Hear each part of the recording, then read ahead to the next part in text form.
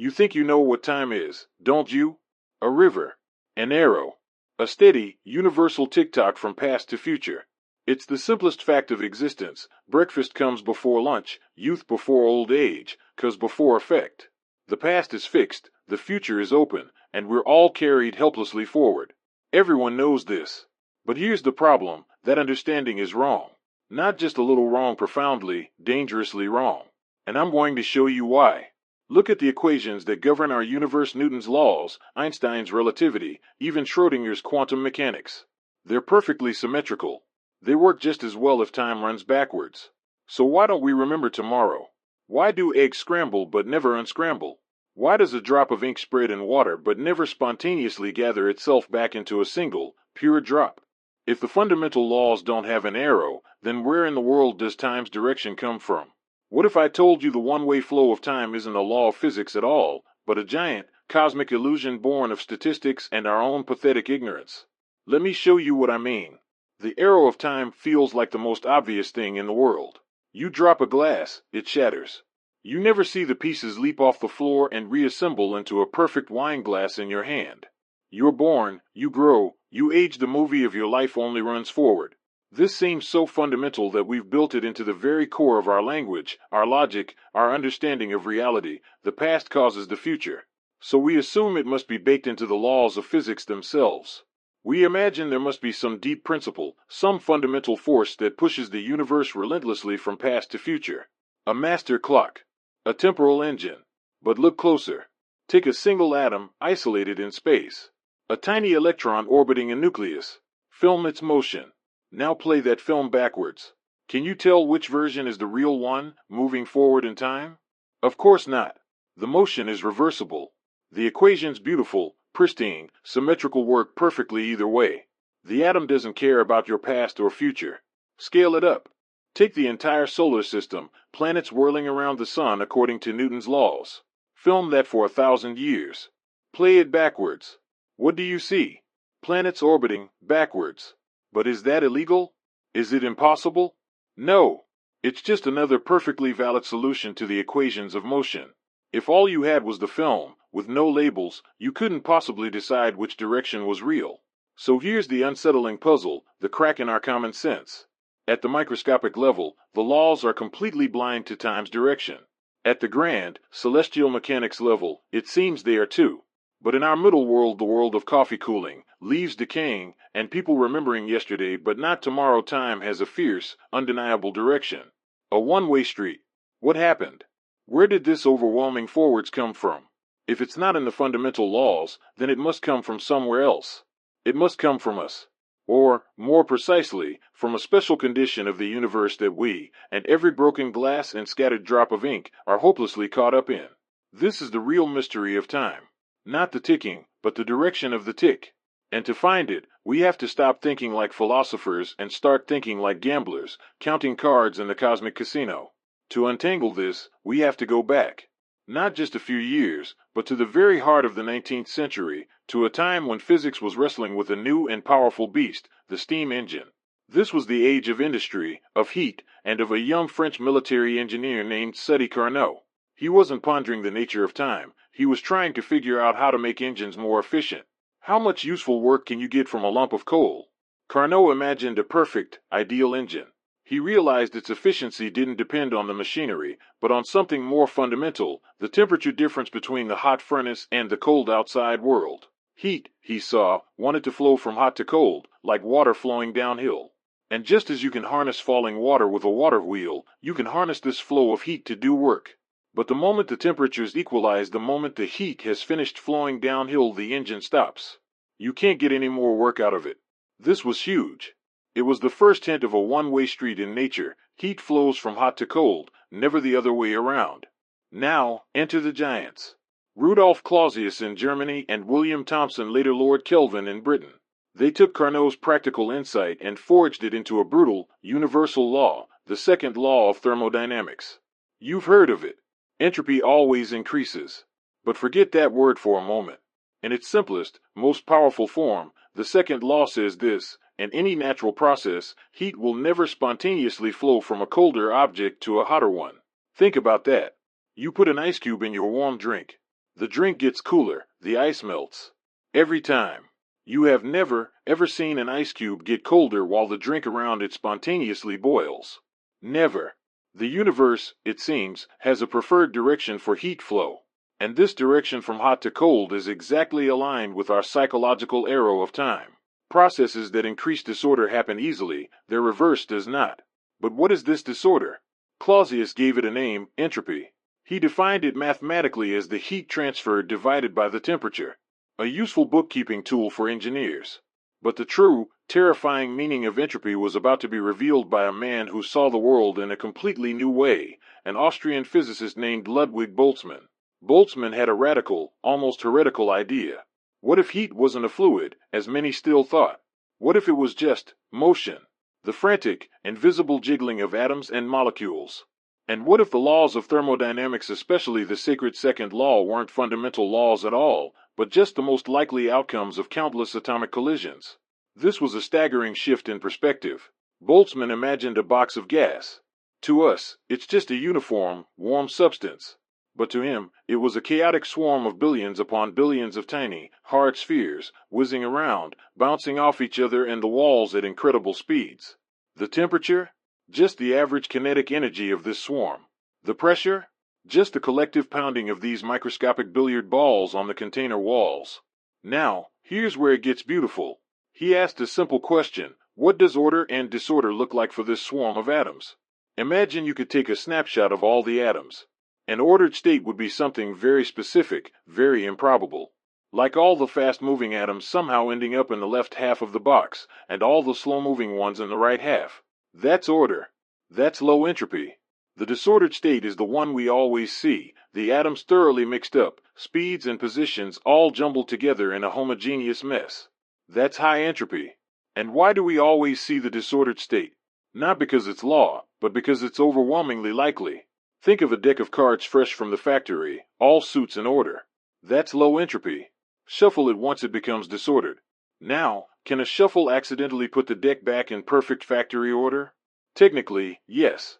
But the odds are so astronomically, laughably small that you could shuffle a deck every second since the beginning of the universe and never see it happen. Not once. Boltzmann's genius was to see that the second law isn't a commandment, it's a statement of probability. Entropy increases because systems evolve from less probable arrangements to more probable ones.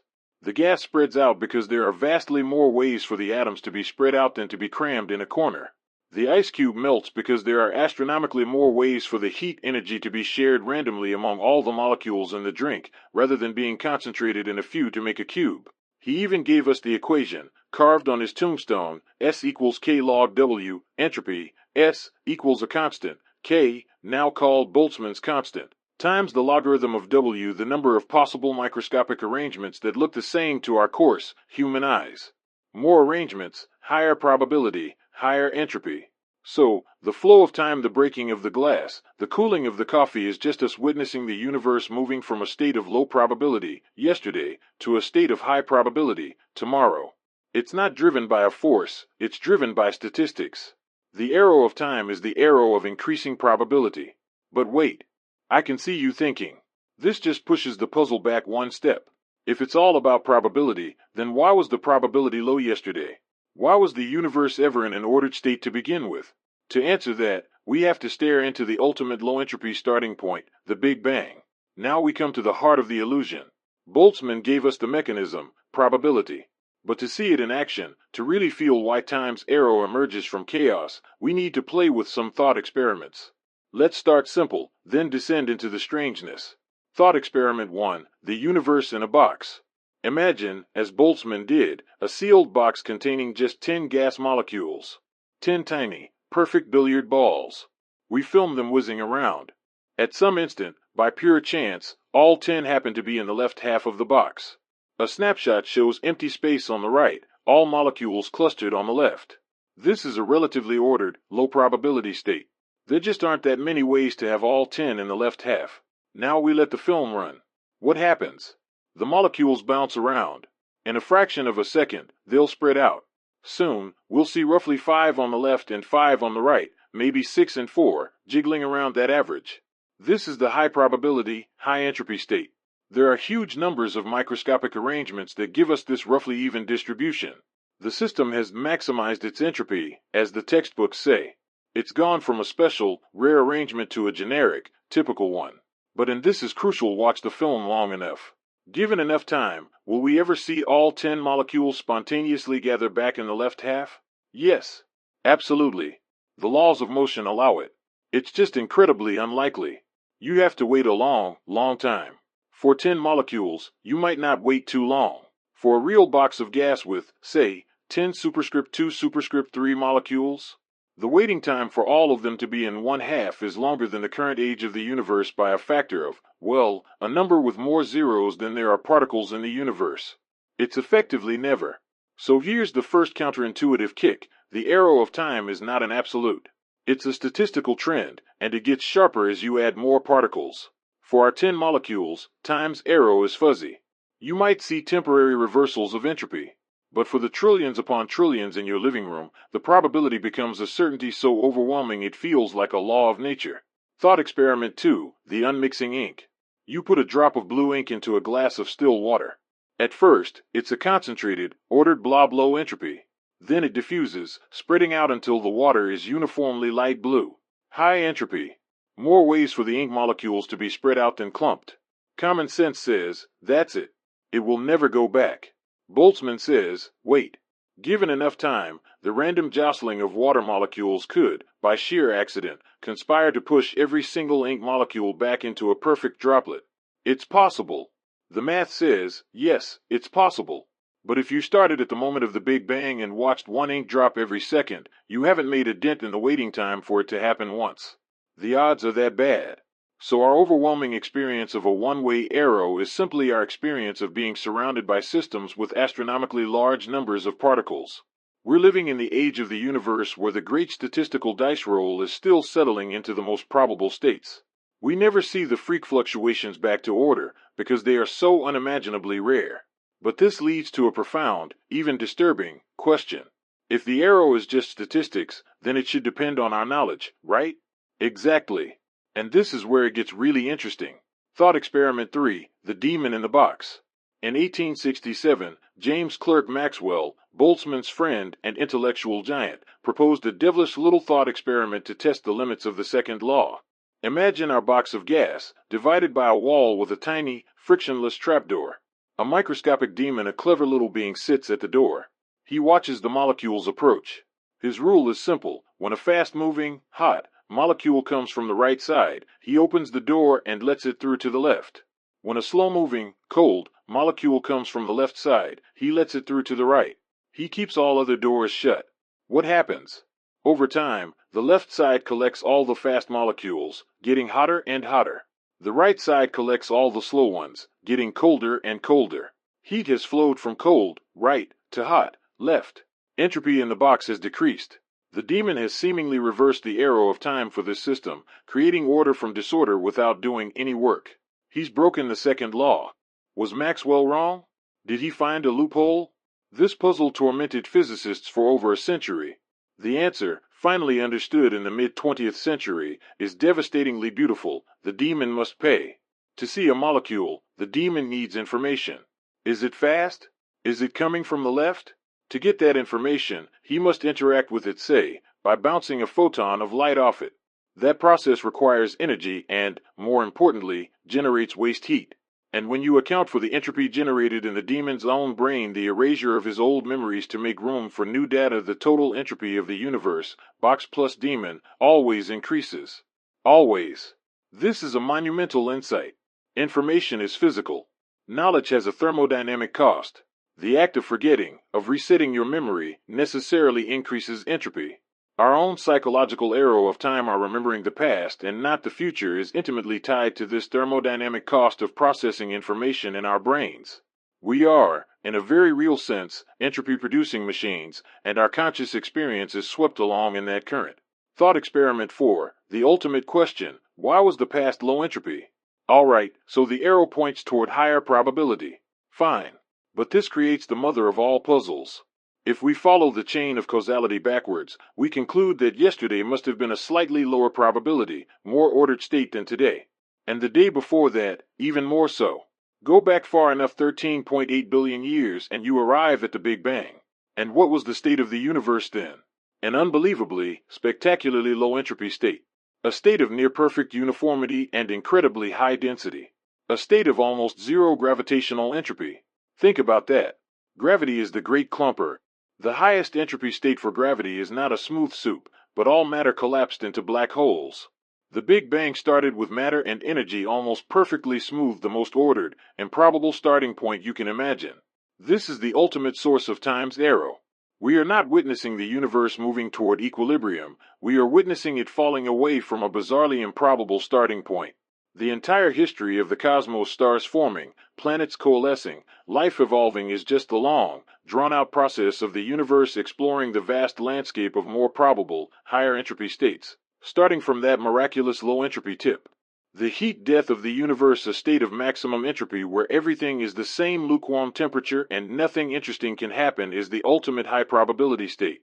We are living in the brief, glorious, and statistically freakish epoch where entropy is increasing but is still low enough for complexity, for galaxies, for coffee, for thought.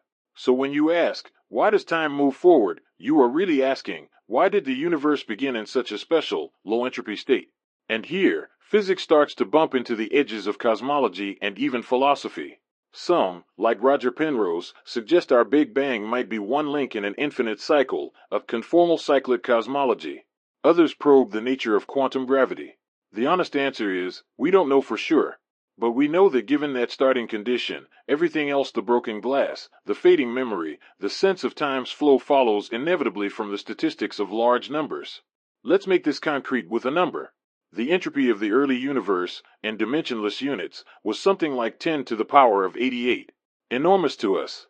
But the maximum possible entropy our observable universe could have, if all its matter were in black holes, is around 10 to the power of 120. We're not even close. We have a factor of 10 to the power of 32 to go. That's a 1 with 32 zeros after it. That's the room we have left for time to happen, for stars to burn, for life to exist. The arrow of time is the measurement of our climb up that gigantic entropy mountain, starting from a curiously small valley at the beginning.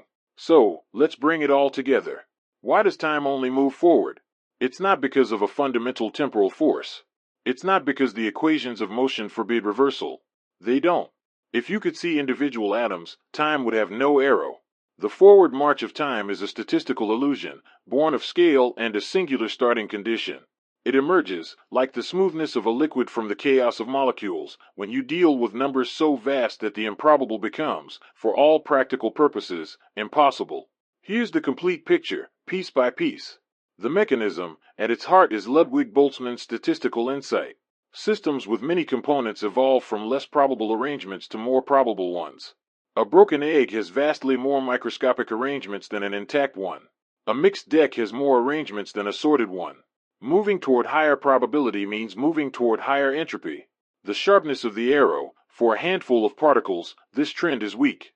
You'd see fluctuations, little reversals. But we don't live in a world of handfuls. We live in a world of 10 superscript 2 superscript 3s. With those numbers, the statistical trend becomes an iron law. The probability of a large-scale reversal becomes a number so small it has no meaning in a human lifetime, or even a cosmic one. This is why time's arrow feels absolute to us. The role of information. Maxwell's demon taught us that information is physical. Our very ability to remember the past and not the future is tied to the thermodynamic cost of processing and discarding information in our brains. To have a coherent memory, a record of what we call the past, requires an entropy increase somewhere else. Our consciousness is writing the thermodynamic gradient. The ultimate source. All of this requires a starting point. Why was yesterday lower entropy than today? Trace it all the way back, and you hit the ultimate low entropy condition, the Big Bang. The universe began in a state of remarkably low gravitational entropy, a hot, dense, but incredibly smooth and ordered state. The entire history of the cosmos is the story of the universe exploring the overwhelming number of higher entropy, more probable states available to it. Galaxies, stars, planets, and life itself are just intricate, beautiful side effects of this great entropic unfolding. So why does time only move forward? Because we are living in the aftermath of a spectacularly improbable event, and the universe is relaxing, spreading out, cooling down, mixing up into a state of mundane probability. The arrow of time is the shadow cast by that singular beginning. It's not a property of time itself, but a property of the contents of the universe and their relentless, statistical drift from a special past toward a generic future. We don't remember the future because a memory is a low-entropy record, and creating such a record is only possible as we move away from the low-entropy past, not toward it. The flow of time is the feeling of possibilities narrowing, of the unique past solidifying behind us as the vast, probabilistic future collapses into the specific, high-entropy present. So where does this leave us? Standing in a universe that is, at its fundamental level, timeless. A cosmic film reel that could, in principle, be run backwards without violating a single deep law. And yet, here we are, helplessly experiencing it in one direction only. This is the breathtaking beauty and the profound strangeness of physics. It tells us that our most intimate experience, the relentless flow of time, is not a primary feature of reality, but a secondary, emergent property. It's a consequence of our own limitations, our inability to see the microscopic details, and our existence in the wake of a cosmic beginning so special it set the clock ticking for everything that followed. We are not passengers on a river of time. We are the river, the process itself, the unfolding of probability from the improbable. Our memories, our aging, our sense of cause and effect are the human face of the universe's great statistical sigh. It's not a comfortable truth. It challenges our deepest intuitions about reality. But it has the ring of truth, a truth that ties the cooling of your morning coffee directly to the fiery origin of the cosmos. That's the beauty of physics. Not comfort, not simplicity. Truth.